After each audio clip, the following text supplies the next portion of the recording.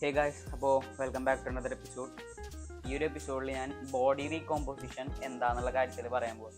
Basically ഞാൻ രണ്ട് പാർട്ടായിട്ട് ഈ വീഡിയോ ഇറക്കാൻ പ്ലാൻ ചെയ്യണം. ഒരെണ്ണം എന്താണ് ബോഡി റീകോമ്പോസിഷൻ, ഒരു കാറ്റഗറി ഓഫ് ഇൻഡിവിജ്വൽസിന് ഏറ്റവും ഫേവറബിൾ ആർക്കൊക്കെ ആവുകയാണ്.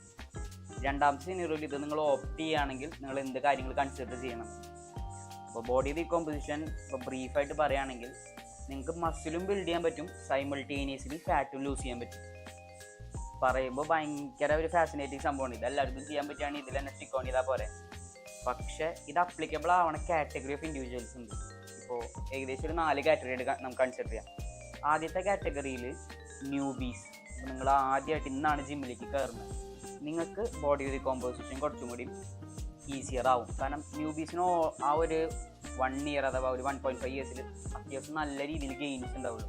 അതായത് ന്യൂബ് ഗെയിൻസ് അഥവാ പെട്ടെന്ന് ഗെയിൻസ് നിങ്ങൾക്ക് മനസ്സിലാവും, നിങ്ങൾക്ക് വിസിബിൾ ആവും നിങ്ങളുടെ ബോഡിയിൽ. എന്ന് വെച്ച് കഴിഞ്ഞാൽ നിങ്ങൾക്ക് ആ ഒരു നിങ്ങളുടെ ഈ ഒരു പെർട്ടിക്കുലർ ഒരു പുതിയ സ്റ്റിമുലസിന് നിങ്ങൾക്ക് പെട്ടെന്ന് നിങ്ങൾ റിയാക്ട് ചെയ്യും. ബോഡി റീകോമ്പോസിഷൻ നിങ്ങൾക്ക് കുറച്ചും കൂടി സ്യൂട്ടബിൾ ആവും. രണ്ടാമത്തെ കേസ് എന്ന് പറയുന്നത് ഡീട്രെയിൻഡ് ആയിട്ടുള്ള ഇൻഡിവിജ്വൽസ്. ഡീട്രെയിൻഡ് ആയിട്ടുള്ള ഇൻഡിവിജ്വൽസ് എന്ന് പറയുമ്പോൾ ഇപ്പോൾ ഏതെങ്കിലും ഒരു ഇഞ്ചറി കഴിഞ്ഞിട്ട് തിരിച്ചെത്തുകയാണ്, അല്ലെങ്കിൽ വീണ്ടും റീസ്റ്റാർട്ട് ചെയ്യാണ് അവർ ജിമ്മ്. അങ്ങനെയാകുമ്പോൾ ഇത് ഓൾമോസ്റ്റ് ലൈക്ക് അതായത് ന്യൂ ലിഫ്റ്റേഴ്സ് പോലെ തന്നെയാണ്. അവർക്കും ഈ ഒരു ബോഡി റീകോമ്പോസിഷൻ ഈക്വലി പ്രിഫർ ചെയ്യാം. തേർഡ് കാറ്റഗറി എന്ന് പറയുന്നത് ഒബീസ് ആയിട്ടുള്ള കാറ്റഗറി. അതായത് ഇപ്പോൾ അത്യാവശ്യം നല്ലൊരു ബോഡി ഫാറ്റ് പെർസെൻറ്റേജ് ഉണ്ട്, അത്യാവശ്യം നല്ല വെയിറ്റുള്ള ആൾക്കാരാണെങ്കിൽ അവർക്ക് ബോഡി റീകോമ്പോസിഷൻ, അതായത് ജിമ്മിലേക്ക് വരുമ്പോൾ ഓൾറെഡി നല്ല രീതിയിൽ എനർജി ഉണ്ടായിരിക്കും. കാരണം ഫാറ്റ് ഇത്ര ഉണ്ടല്ലോ.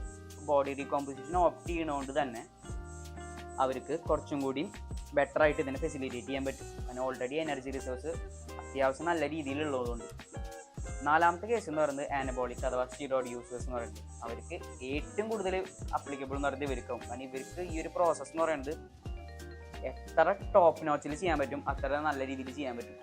ബോഡി റീകോമ്പോസിഷനിൽ എപ്പോൾ നോക്കിയാലും ഒരു സ്ലൈറ്റ് ഡെഫിസിറ്റ് അഥവാ ഒരു സ്ലൈറ്റ് സർപ്ലസിലാണ് കഴിക്കുക. അതിനെ റിഗാർഡ് ചെയ്തിട്ടുള്ള ഡീറ്റെയിൽ ആയിട്ടുള്ള കാര്യം ഞാൻ നെക്സ്റ്റ് പാർട്ടിൽ പറയാം. പിന്നെ അഞ്ചാമത്തെ കാറ്റഗറി എന്ന് പറയുമ്പോൾ ഒരു കാറ്റഗറി ഉണ്ട്, 4 അല്ല 5 കാറ്റഗറിയാണ്. എന്നെ പോലുള്ള ഇൻ്റർമീഡിയറ്റ് ലിഫ്റ്റേഴ്സ് ആവുകയില്ല ഞങ്ങൾക്ക്. അതായത് ഞാൻ ഒരു രീതിയിൽ 100% പ്രോപ്പറായിട്ടാണ് എല്ലാം നോക്കുക. അതായത് ഡയറ്റ് ആവട്ടെ, വർക്കൗട്ട് ആവട്ടെ. പക്ഷെ എന്നാലും മൈന്യൂട്ട് എറേഴ്സ് ഉണ്ടാവുമല്ലോ. അപ്പം ഞാൻ അത്ര ഒപ്റ്റിമൈസ്ഡ് അല്ല എൻ്റെ ട്രെയിനിങ്ങിൽ. എനിക്കും ഒരു രീതിയിൽ ഇത് അപ്ലിക്കബിൾ ആണ്. But compare to the other 4 chances വളരെ 1% താഴോട്ടാണ്.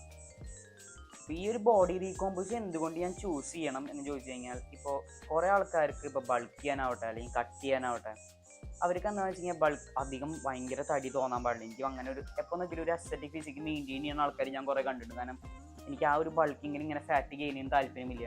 അല്ലെങ്കിൽ ഇപ്പോൾ എന്താ പറയുക, സ്റ്റാർട്ട് ചെയ്യുകയാണെങ്കിൽ ഏത് പ്രോസസ്സിനെ എന്താ പറയുക ചൂസ് ചെയ്യേണ്ടത്, ബൾക്ക് ചെയ്യണോ കട്ട് ചെയ്യണോ എന്നുള്ള ആസ്പെക്റ്റിൽ ഭയങ്കര കൺഫ്യൂസിങ് ആണ്. അപ്പോൾ അങ്ങനത്തെ ആൾക്കാർക്ക് ബോഡി റീകോമ്പോസിഷൻ ഒരു ബെറ്റർ ആയിട്ടുള്ളൊരു ചോയ്സ് ആണ്. പിന്നെ സ്കിന്നി ഫാറ്റ് ആൾക്കാർക്കും ഞാൻ പറയുകയാണെങ്കിൽ ബോഡി റീകോമ്പോസിഷൻ ഗോ ടു ആണ്. സ്കിന്നി ഫാറ്റിൽ ഓൾറെഡി അവർക്ക് കുറച്ച് ഫാറ്റ് പെർസെൻറ്റേജ് ഉണ്ട്. അപ്പോൾ എന്നിട്ട് ഇവിടുന്ന് ബൾക്ക് ചെയ്ത് കഴിഞ്ഞാൽ ആ ഫാറ്റ് വീണ്ടും ഒരു കൂട്ടുകയാണ്. അതിനൊക്കെ ഭേദം കുറച്ച് കട്ട് ഡൗൺ ചെയ്തിട്ട് അതേ സമയം തന്നെ മസിൽ ബിൽഡ് ചെയ്യുകയാണെങ്കിൽ, ആസ് എ ന്യൂബി നിങ്ങൾ സ്കിന്നി ഫാറ്റ് ആണെങ്കിൽ ബോഡി റീകോമ്പോസിഷൻ നിങ്ങൾക്കൊരു ഗോ ടു ആയിട്ട് കൺസിഡർ ചെയ്യാം. ഇതുമല്ല, ഇതിനെല്ലാം നിങ്ങൾ മാറ്റി വയ്ക്കുക. അപ്പോൾ നിങ്ങൾക്ക് ബൾക്ക് ചെയ്യാൻ നിങ്ങൾക്ക് ടൈം ഡിവോട്ട് ചെയ്യാൻ താല്പര്യമുണ്ട്, അല്ലെങ്കിൽ ഭയങ്കര അഗ്രസീവ് കട്ടിൽ പോകാൻ താല്പര്യമുണ്ടെങ്കിൽ അത് നിങ്ങളുടെ ചോയ്സാണ്. പക്ഷേ ബോഡി റീകോമ്പോസിഷൻ ഇതിൻ്റെ ഇടയിൽ വരുന്ന സംഭവമാണ്.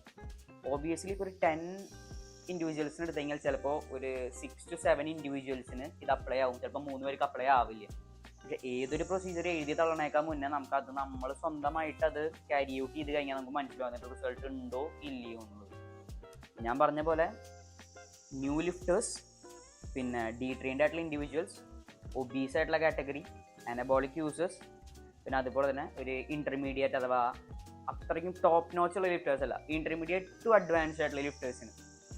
പിന്നെ ഇത് ഒരു രീതിയിലും അപ്ലൈ ആവാത്തത് എന്ന സിനോറിയോ എന്ന് പറയുന്നത് ഇപ്പം നിങ്ങളുടെ ജനറ്റിക് ആയിട്ടുള്ള ലിമിറ്റ്, അതായത് ഇപ്പം നാച്ചുറൽ പൊട്ടൻഷ്യൽ നിങ്ങൾ പീക്കായിട്ട് ഹിറ്റ് ചെയ്ത് കഴിഞ്ഞാൽ ബോഡി റീകോമ്പോസിഷൻ നോ വേ പോസിബിൾ ആണ്.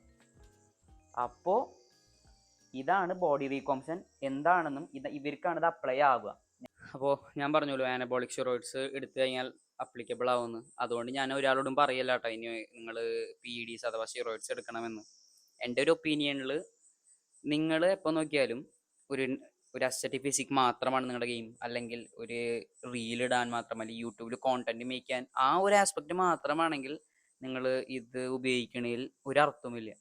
അഥവാ നിങ്ങൾക്ക് സീരിയസ് അബൌട്ട് ബോഡി ബിൽഡിംഗ് ആണ്, നാച്ചുറൽ എനിക്ക് അതിന് മേലെ പോകണം, ഒരു മിസ്റ്റർ ഇന്ത്യ, മിസ്റ്റർ യൂണിവേഴ്സ് അഥവാ ഒരു IFBB പ്രോ അങ്ങനെയൊക്കെ രീതിയിൽ നിങ്ങൾ ടാർഗറ്റ് ചെയ്യുകയാണെങ്കിൽ എടുക്കണതിൽ കുഴപ്പമില്ല. കാരണം അവിടെ പോയിട്ട് ഞാൻ നാച്ചുറൽ ആണെന്ന് പറഞ്ഞു കഴിഞ്ഞാൽ യാതൊരു കാര്യമില്ല. അപ്പോൾ അത് എൻഹാൻസ്ഡ് ആവാൻ തന്നെയാണ് അവിടെ മെയിൻ എയിം. പക്ഷെ ഒരു നാച്ചുറൽ ആയിട്ടുള്ള പൊട്ടൻഷ്യൽ എത്തണ വരെയെങ്കിലും നിങ്ങൾ കൺസിഡർ ചെയ്യുക. ഓക്കെ, നമുക്ക് ഒരു ചോയ്സ് ആണ് നിങ്ങളുടെ എല്ലാ ആക്ഷനും അതിൻ്റെതായിട്ടുള്ള ഈക്വൽ ആൻഡ് ഒപ്പോസിറ്റ് ആക്ഷൻ ഉണ്ടല്ലോ. ഓഫ് കോഴ്സ് കുറേ ബെനിഫിറ്റ്സ് ഉണ്ട്, പക്ഷെ അതുപോലെ തന്നെ നിങ്ങൾക്ക് തിരിച്ചും കിട്ടും. ഞാൻ 4 ഇയേഴ്സ് കൊണ്ട് ഇപ്പം നാച്ചുറലായിട്ട് ഇപ്പം എത്ര വരെ ഒരു ആവറേജ് ബോഡി ബിൽഡ് ചെയ്തിട്ടുണ്ട്. അപ്പം എനിക്ക് നാച്ചുറലായിട്ട് സ്റ്റേ ചെയ്യാൻ തന്നെയാണ് താല്പര്യം. എനിക്ക് ആ ഒരു ലെവൽ ഓഫ് ബോഡി ബിൽഡിങ്ങിലേക്ക് എനിക്ക് നാച്ചുറൽ ബോഡി ബിൽഡിങ് ചെയ്യണമെന്നുണ്ട്. പക്ഷെ മറ്റേ ഒരു സ്റ്റേജിലേക്ക് ഞാൻ ഇതുവരെ ആലോചന പോയിട്ടില്ല എൻ്റെ.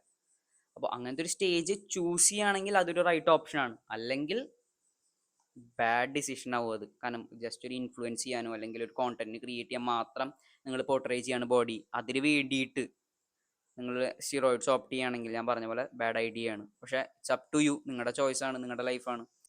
നെക്സ്റ്റ് പാർട്ടിൽ ഇത് ഓപ്റ്റ് ചെയ്യുകയാണെങ്കിൽ നിങ്ങൾക്ക് എങ്ങനെയാണ് വേറെ ഫണ്ടമെന്റൽസ്, അതായത് ഡയറ്റ്, ന്യൂട്രീഷൻ, അങ്ങനെ എന്തൊക്കെയാണ് നിങ്ങൾ കീ ഫാക്ടേഴ്സ് നിങ്ങൾ നോട്ട് ചെയ്യുന്ന കാര്യത്തിൽ ഞാൻ പറയാം. So hope that it helps. See you until next time.